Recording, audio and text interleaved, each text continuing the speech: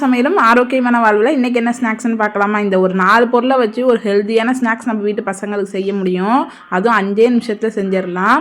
இதன் குட்டி ஒரு 1.5 வயசு 2 வயசு இருக்கிறப்பலாம் இந்த ஒரு ஸ்நாக்ஸை தான் செஞ்சு கொடுப்பேன். காலையிலே செஞ்சு வச்சுட்டேன்னா சாயந்தரம் வரைக்கும் சாப்பிட்டுக்கிட்டு இருப்பான். அந்த அளவுக்கு வந்து சூப்பராக இருக்கும். குழந்தைங்க வந்து ஒரு வயசுலேருந்தே இது கொடுக்கலாம். பசங்கள்லாம் விரும்பி சாப்பிடுவாங்க. ரொம்ப ஹெல்த்தியாக வீட்டில் உள்ள பொருளை மட்டுமே வச்சு செய்கிறோம். அதுக்கு ஒரு வாழைப்பழம், ஒரு 1/2 கப் வந்து கோதுமை மாவு, ஒரே ஒரு ஏலக்காய் போட்டு மிக்சியில் தண்ணி எதுவும் ஊற்றாமல் அப்படியே ஒன்று சேர அரைச்சி எடுத்துக்கணும். நான் வீடியோவில் காமிக்கிற மாதிரி கொஞ்சம் திப்பியாக தான் இருக்கும். இந்த மாதிரி திப்பியாக இருந்தால் தான் அந்த பணியாரத்துக்கு வந்து நல்லாயிருக்கும். ரொம்ப தண்ணி ஊற்றி நெய்வாக அரைச்சிங்க அப்படின்னா ஒரு மாதிரி வளன்னு இருக்கும். வாழைப்பழம், கோதுமை மாவு ஒன்று சேர அரைஞ்சால் போதும். அதுக்கப்புறம் வந்து நான் வெல்லம் வந்து ஒரு சின்னோண்டு பீஸ் வந்து தண்ணி ஊற்றி காய்ச்சி வச்சுருக்கேன். அதில் வந்து மண் இருக்கும் அப்படிங்கிறதுனால வடித்து அந்த வெல்லம் தண்ணியையும் வந்து அந்த கோதுமை மாவு, வாழைப்பழம் போட்டு பிசைஞ்சு வச்சுருக்கோம்ல மாவு, அதில் வந்து சேர்த்துக்கிட்டு தேங்காய் பூ இதோட சேர்த்துக்கணும். தேங்காய் பூ போடுறது நல்லா அந்த சாப்பிட்றப்ப கடிப்படும், அது நல்லாயிருக்கும்.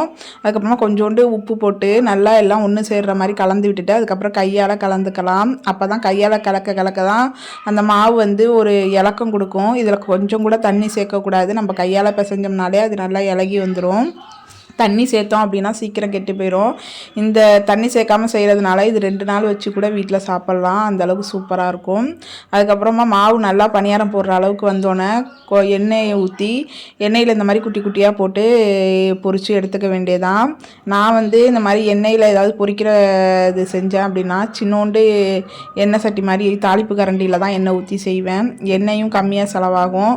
அன்னன்னைக்கு யூஸ் பண்ணுற எண்ணெயை அன்னன்னைக்கே யூஸ் பண்ணி முடிச்சிடலாம் அப்படிங்கிறதுனால ஃப்ளேமில் கேஸை வச்சு தான் இந்த பணியாரத்தை சுட்டு எடுக்கணும். அப்படி ஹை ஃப்ளேமில் வச்சோம் அப்படின்னா வெளியில் மட்டும்தான் வேகும், உள்ளே வேகாது.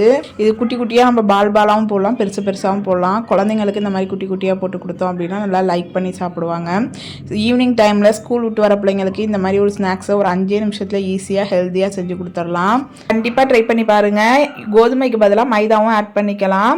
இதன் குட்டிக்கு வந்து ஏதாவது பிடிச்சது செஞ்சு கொடுத்துட்டோம் அப்படின்னா நமக்கு கூட ஒன்றும் கொடுக்க மாட்டார். அவருக்கு சாப்பிட்டுட்டு வயிறெல்லாம் ஃபில் ஆனதுக்கப்புறம் மிச்சம் இருக்கும்ல, அதை தான் லாஸ்ட்டாக கொடுப்பாரு. முன்னாடியே குடுறா அப்படி இவ்வளோலாம் நீ சாப்பிட மாட்டேன்னு சொன்னாலும் கேட்க மாட்டான். அவனுக்கு எவ்வளோ சாப்பிடணுமோ சாப்பிட்டு லாஸ்ட்டாக தான் கொடுப்பான்.